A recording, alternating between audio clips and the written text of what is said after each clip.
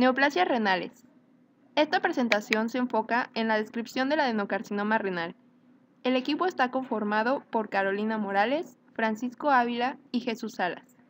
Se describirá la epidemiología en México, la patología molecular y patogénesis, las características clínicas, la morfología tanto macroscópica como microscópica, así como el diagnóstico, el tratamiento y las complicaciones.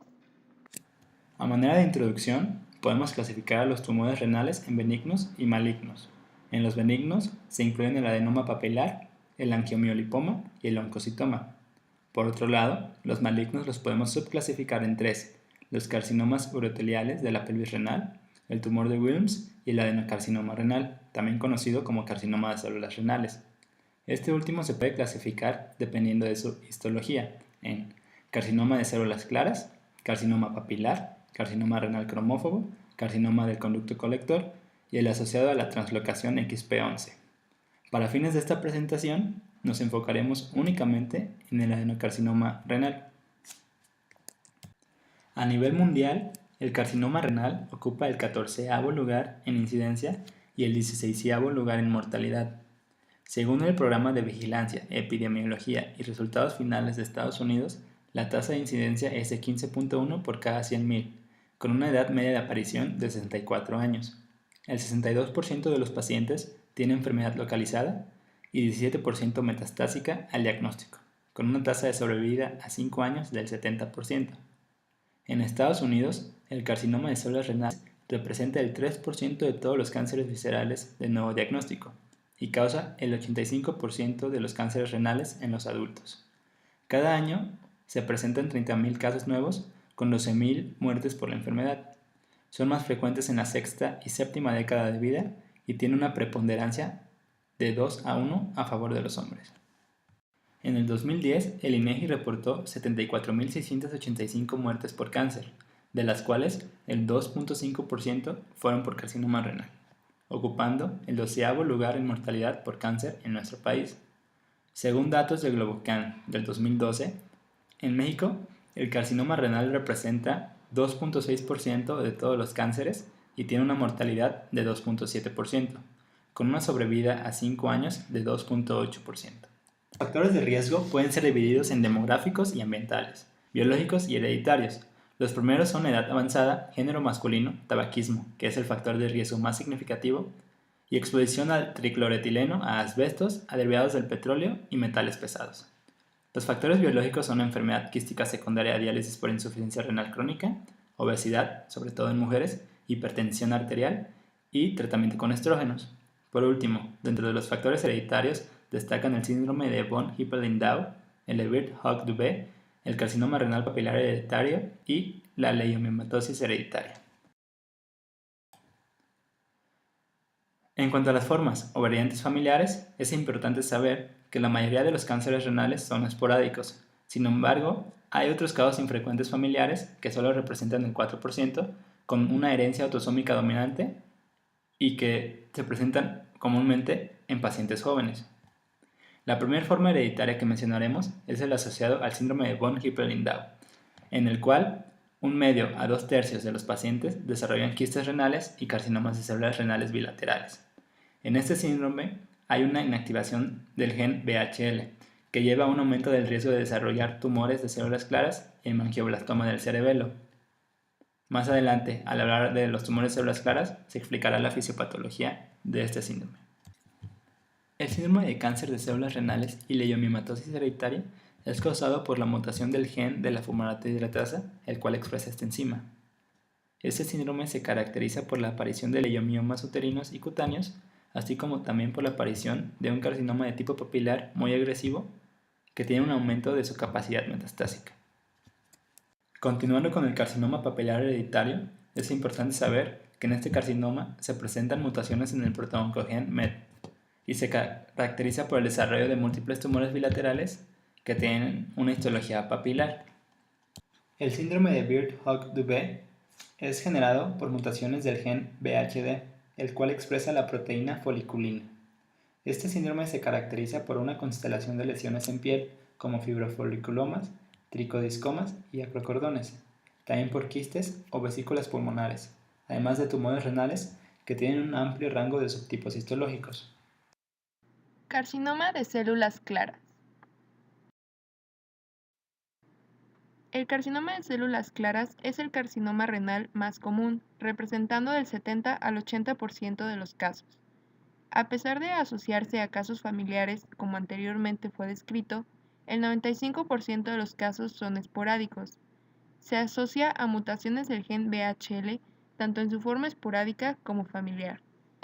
Esto ocurre por lesión del brazo corto del cromosoma 3 o por translocaciones no balanceadas del mismo, entre las que se incluye 3,6, 3,8 y 3,11.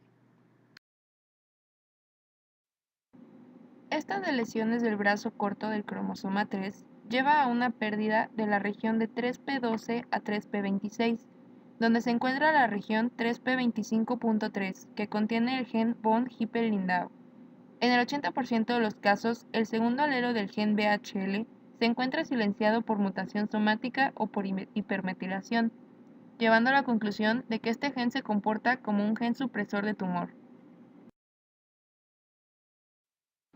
Normalmente, el gen VHL codifica una proteína que forma parte del complejo ubiquitina ligasa.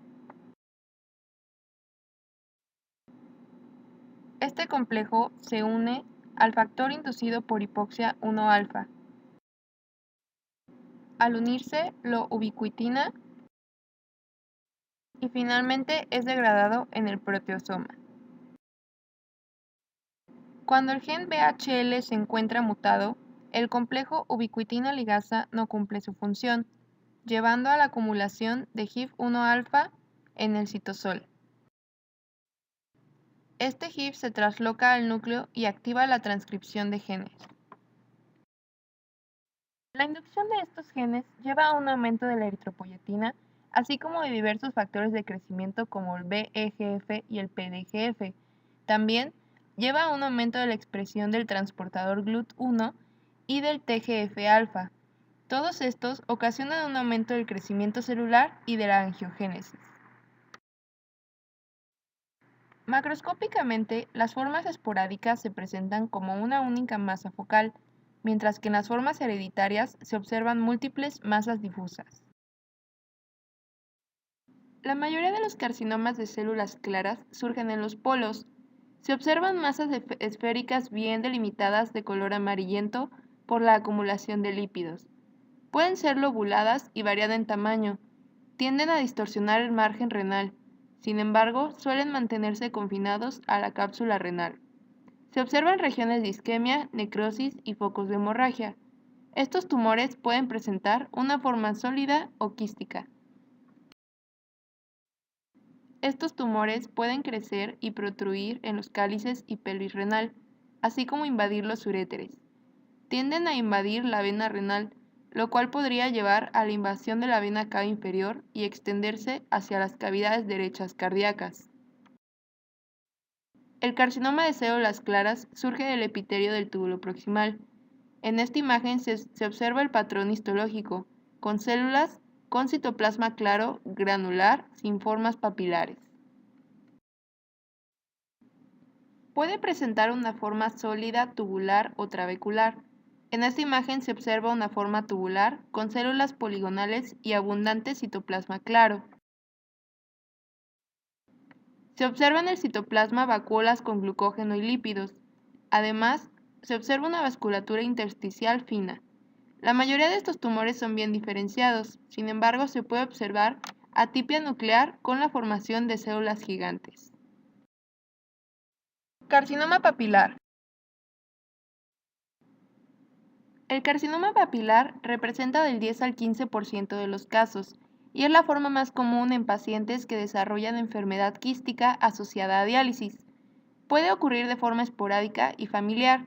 La forma esporádica se asocia a pérdida del cromosoma Y, mientras que la forma familiar se asocia a trisomías como son 7, 16 y 17.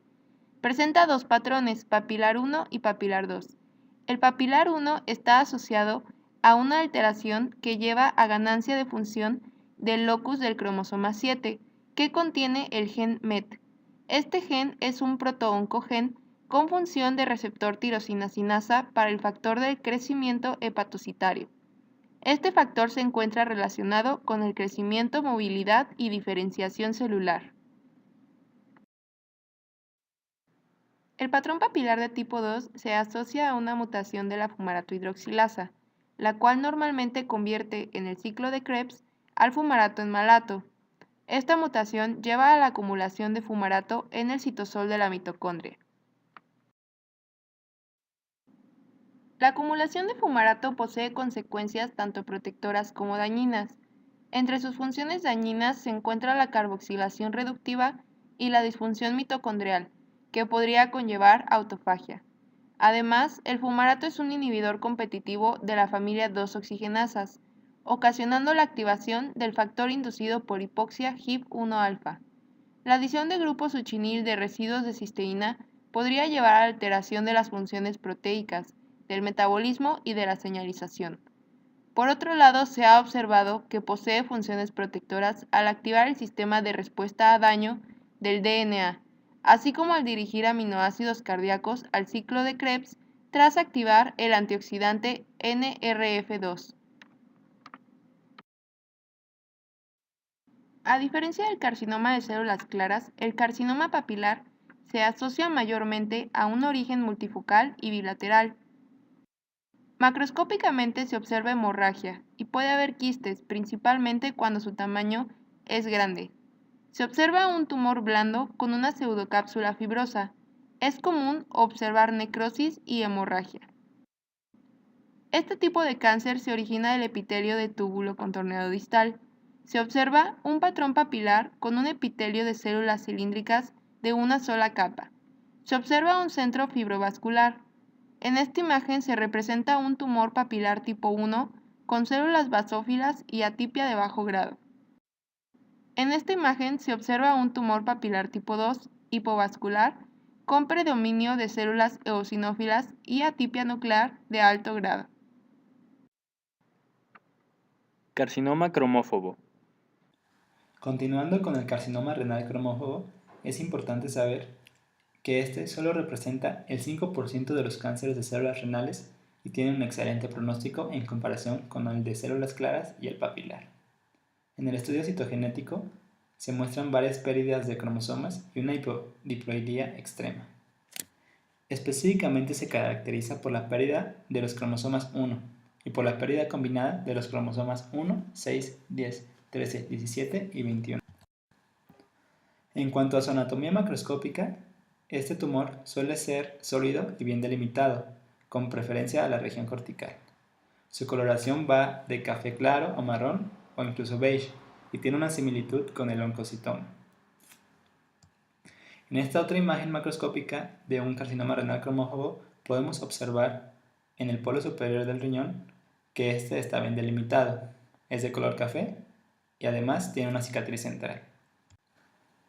Es importante destacar que se cree que el carcinoma renal cromófobo deriva de las células intercaladas de los túbulos colectores.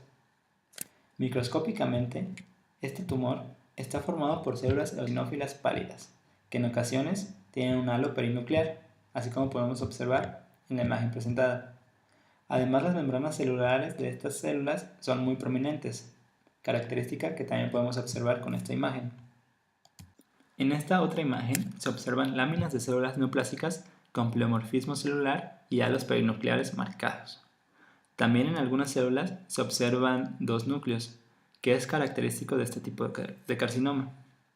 Otras características típicas son membranas nucleares irregulares con forma de pasa, como podemos observar en algunas de estas células, específicamente en la región central de la imagen. Esta otra imagen microscópica muestra el tipo de eosinofílico de este tumor, el cual es importante mencionar ya que se puede confundir muy fácilmente con un oncocitoma, ya que ambos tumores presentan un abundante citoplasma eosinofílico y porque ambos tienen núcleos relativamente redondos. Sin embargo, en este caso se pueden diferenciar y se destaca que es un carcinoma renal cromófobo, ya que se observan los halos perinucleares y los bordes celulares característicos de este tipo de tumor. En esta última imagen que presentaremos del carcinoma renal cromófobo, mostramos una tinción de hierro coloidal que muestra una tinción difusa del citoplasma de estas células. Carcinoma del conducto colector. El carcinoma del conducto colector representa el 1% de todos los carcinomas renales y se origina en la médula. Se presenta comúnmente en la tercera, cuarta y quinta década de la vida.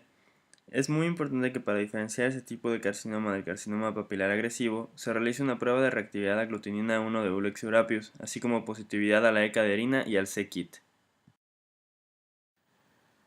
Este tumor comúnmente se relaciona con alteraciones del cromosoma 1 y el 50% de estos tienen lesiones del brazo largo del cromosoma 13 y del brazo corto del cromosoma 8.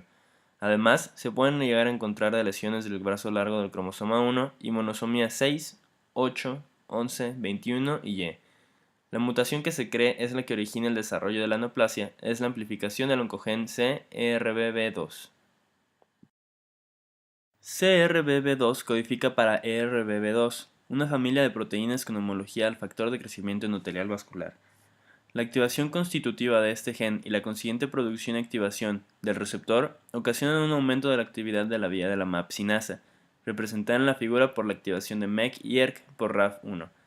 La activación de esta vía en específico llevará a la proliferación celular activa, dando como resultado un aumento de la cantidad de células tumorales. En la morfología microscópica encontramos, como se muestra en la imagen, canales irregulares recubiertos de un epitelio intensamente atípico con un patrón en tachuela, mejor representado por la célula que se encuentra señalada en la imagen por el círculo rojo.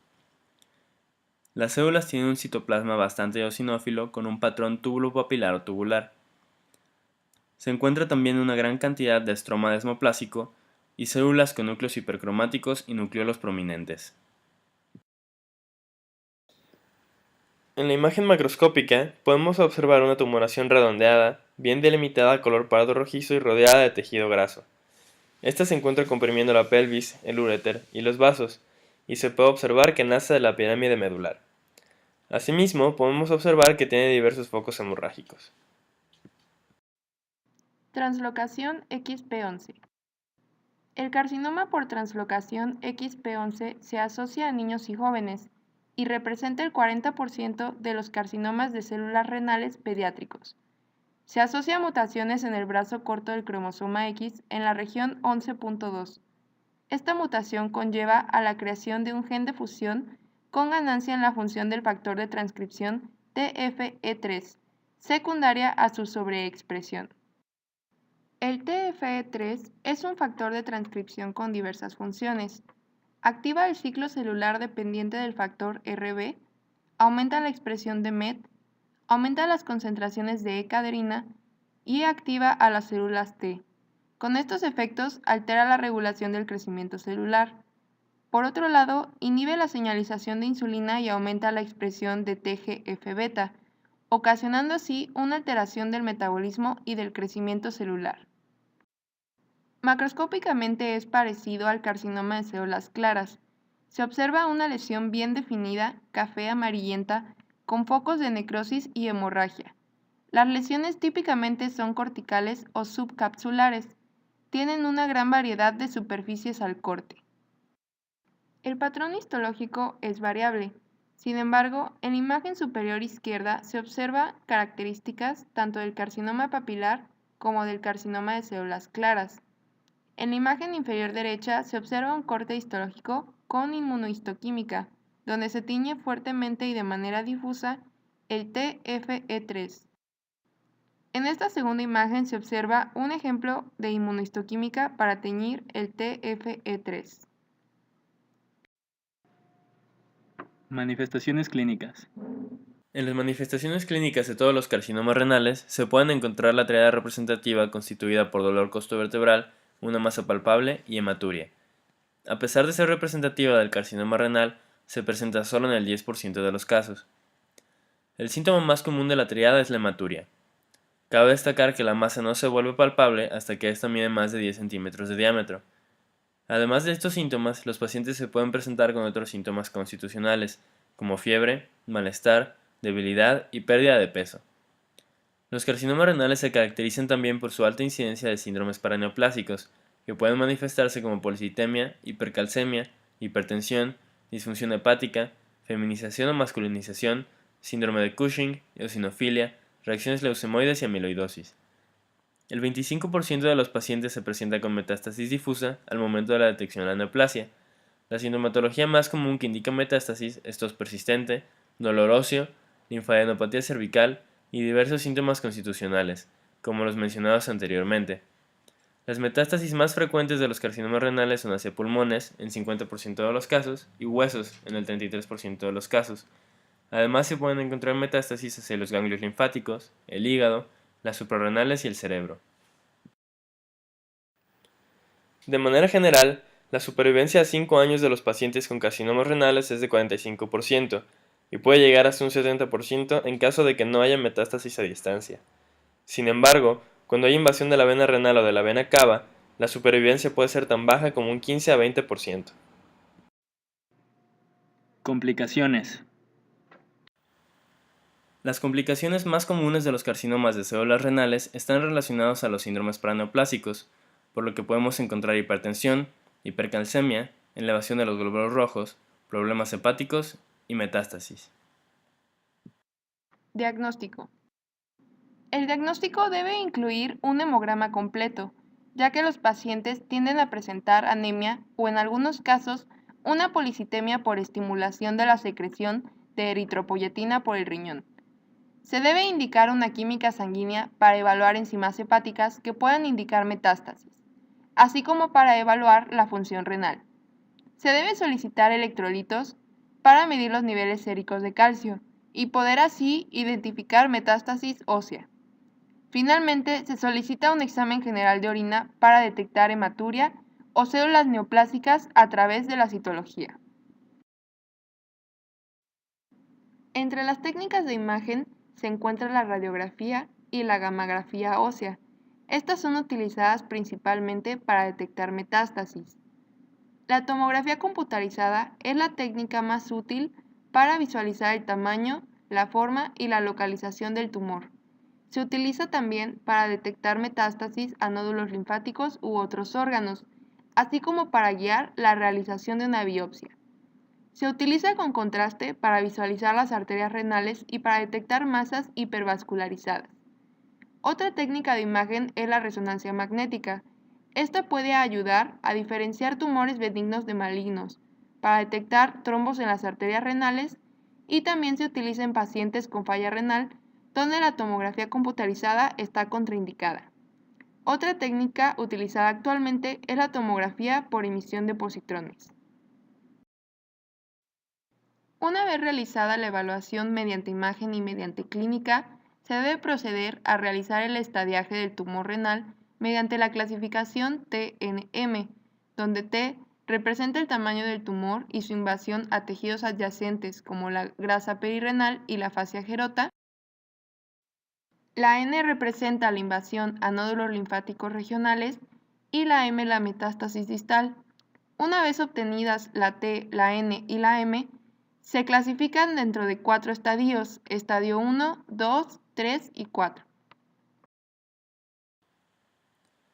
El pronóstico de supervivencia puede ser más exacto al basado en la clasificación TNM. Los carcinomas renales con mejor pronóstico son los que se encuentran confinados al riñón y miden menos de 4 centímetros, encontrándose estos en un estadio 1 de Robson, teniendo una supervivencia a los 5 años del 90 al 100%. El porcentaje de supervivencia va disminuyendo conforme hay invasión de la grasa perinéfrica o renal, invasión de la vena renal o de sus ramas, invasión de la vena cava por debajo del diafragma, invasión de la vena cava por arriba del diafragma, invasión adrenal, invasión local avanzada, linfadenopatías o metástasis sistémicas. El pronóstico también depende de 4 factores: los anatómicos, los clínicos, los histológicos y los moleculares. Dentro de los factores anatómicos se encuentran el tamaño, la invasión venosa, la extensión a órganos contiguos, la extensión a las glándulas suprarrenales, linfadenopatías y metástasis a distancia. Dentro de los factores clínicos se encuentran el estado funcional, los síntomas sistémicos, la presentación sintomática o incidental, la presencia de anemia o hipercalcemia, una LDH elevada, una velocidad de sedimentación globular elevada, la presencia de trombocitosis o una fosfatasa alcalina elevada. Dentro de los factores histológicos encontramos el grado nuclear, el subtipo histológico, la presencia de cambios sarcomatoides, necrosis, invasión vascular, invasión de la grasa perinéfrica o renal, la invasión del sistema colector y el estado del margen quirúrgico. Finalmente, dentro de los factores moleculares encontramos alteraciones en los factores inducibles por hipoxia, en las moléculas coestimuladoras, en los reguladores del ciclo celular, en las moléculas de adhesión o en otras proteínas. Tratamiento. Dentro del tratamiento encontramos la nefrectomía radical, la nefrectomía parcial, la termoablación y la quimioterapia. La nefrectomía radical se utiliza en pacientes con un tumor con clasificación T2 en adelante.